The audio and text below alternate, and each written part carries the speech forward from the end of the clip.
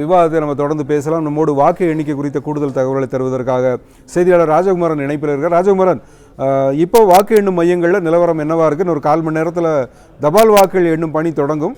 வாக்கு எண்ணும் மையங்களில் இப்போ என்ன நடந்துகிட்டு இருக்குது?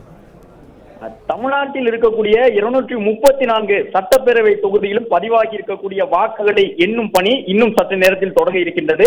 அனைத்து வாக்குகள் எண்ணப்படக்கூடிய மையங்களுக்கும் 7:30 மணிக்கு உள்ளாகவே முகவர்கள் சென்று விட்டார்கள். காலை 5 மணி முதலே முகவர்கள் காத்திருந்து உள்ளே சென்றிருக்கின்றார்கள். ஒவ்வொரு வாக்கு எண்ணும் மையத்திலும் 14 மேசைகள் அமைக்கப்பட்டிருக்கின்றன. 14 மேசைகளிலும் மின்னணு வாக்குப்பதிவு எந்திரங்கள் எடுத்து வந்து வைக்கப்படும்.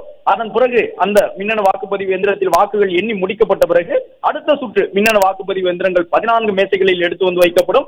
ஒவ்வொரு மேசையிலும் வைக்கப்படக்கூடிய மின்னணு வாக்குப்பதிவு எந்திரத்திலே பதிவான வாக்குகளும் எண்ணப்படும் வாக்குகளும் சரிசமமாக இருக்கின்றதா என்பதை முகவர்கள் கண்காணிப்பார்கள். பதிவாகி இருக்கக்கூடிய வாக்குகள் 100 வாக்கு பதிவாகி இருக்கின்றது என்றால் தங்களுடைய கட்சிக்கு எத்தனை வாக்கு, சுயேட்சைகள் உட்பட மற்றவர்களுக்கு எத்தனை வாக்கு, சரியாக அந்த 100 வாக்குகள் செல்லத்தக்க வாக்குகளும் இருக்கின்றனவா என்பதையெல்லாம் அவர்கள் உறுதி செய்து கொள்வார்கள்.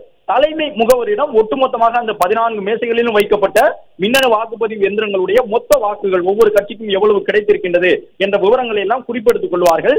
தபால் வாக்குகளை பொறுத்தவரை எப்பொழுதும் இல்லாத அளவு இந்த முறை கடும் ஆர்வம் இருக்கின்றது, சுவாரஸ்யம் இருக்க போவதாக எதிர்பார்க்கப்படுகின்றது.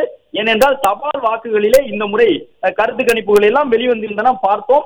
அந்த முடிவு அடிப்படையிலே கூட தபால் வாக்குகளிலும் இந்த முறை தமிழக வெற்றி கழகம் உள்ளிட்ட கட்சிகளுக்கெல்லாம் கணிசமான வாக்குகள் இருக்கும் என்று எதிர்பார்க்கப்படுகின்றது. எனவே இப்பொழுது அந்த தபால் வாக்குகளை எண்ணக்கூடிய பணிகளை தொடங்குவதற்கான நடவடிக்கைகள் மேற்கொள்ளப்பட்டிருக்கின்றன. இன்னும் ஒரு 10 நிமிடங்களில் தபால் வாக்குகள் எண்ணப்பட இருக்கின்றன. பிளே ஸ்டோர் மற்றும் ஆப் ஸ்டோரில் இருந்து பாலிமர் செயலியை QR கோடு மூலம் பதிவிறக்கம் செய்யுங்கள். செய்திகளை உடனுக்குடன் பெறுங்கள்.